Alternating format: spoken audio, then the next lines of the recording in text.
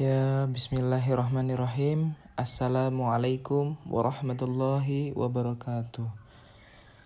Alhamdulillahi rabbil alamin. Wabihi nasta'in. Wa ala umurid dunya waddin. Wassalatu wassalamu ala ashrafil anbiya'i wal mursalin. Wa ala alihi wa sahbihi ajma'in amma ba'd.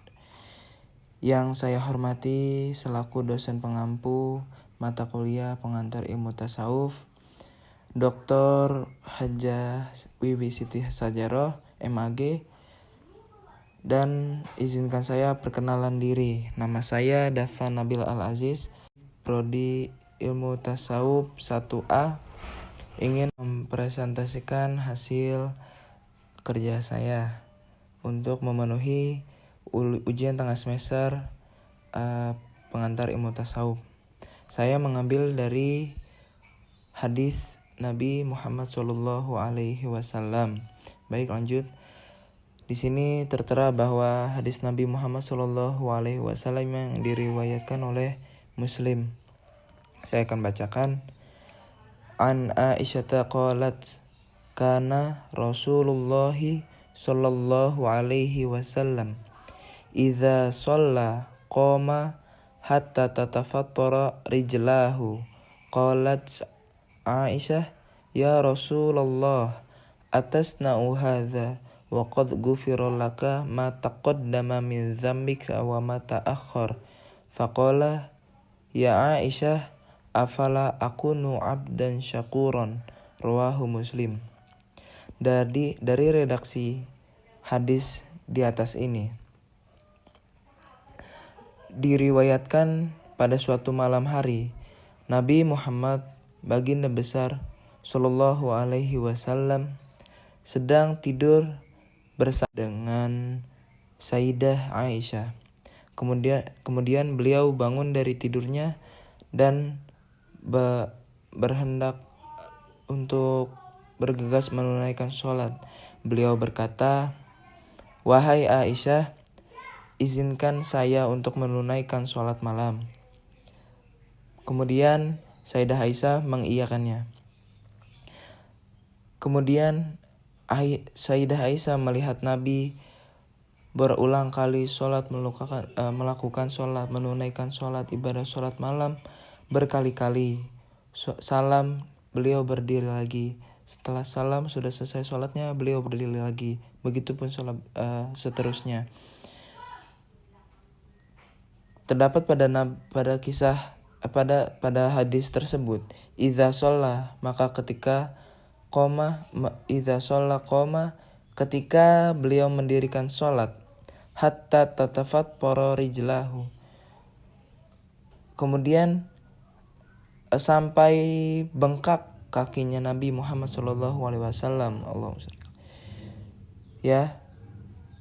Kemudian saking kasihannya, Sayyidah Aisyah langsung berkata, ya Rasulullah, atasna'u hadza wa qad ghufira laka ma taqaddama min dzambika wa ma ta'akhkhar.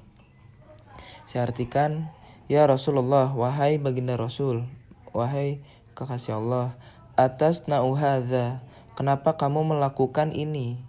Wa qad ghufira laka ma taqaddama min dzambika wa ma ta'akhkhar.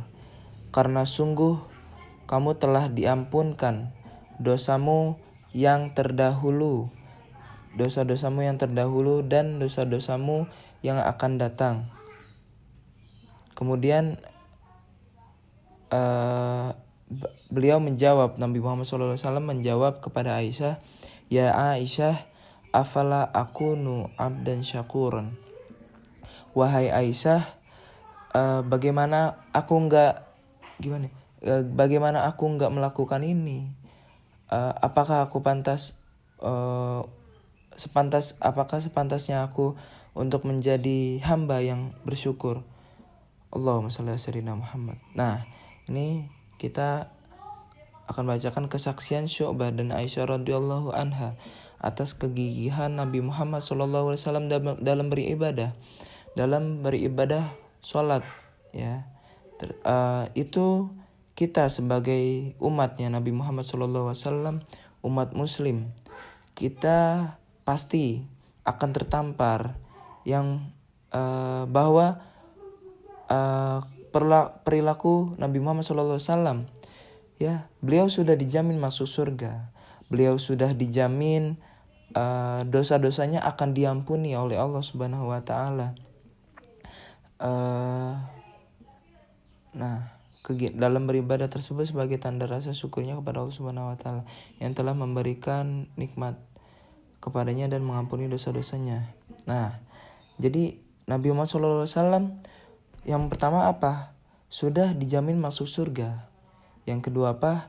Sudah diampuni dosanya yang telah lampau, yang telah lalu.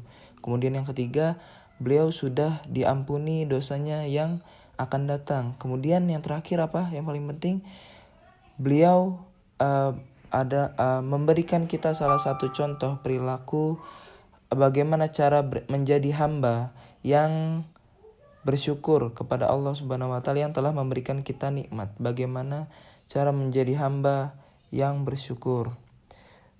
Nah, itu sekian dari saya. Kurang lebihnya mohon maaf. Wallahul muwaffiq ila aqwamit thoriq.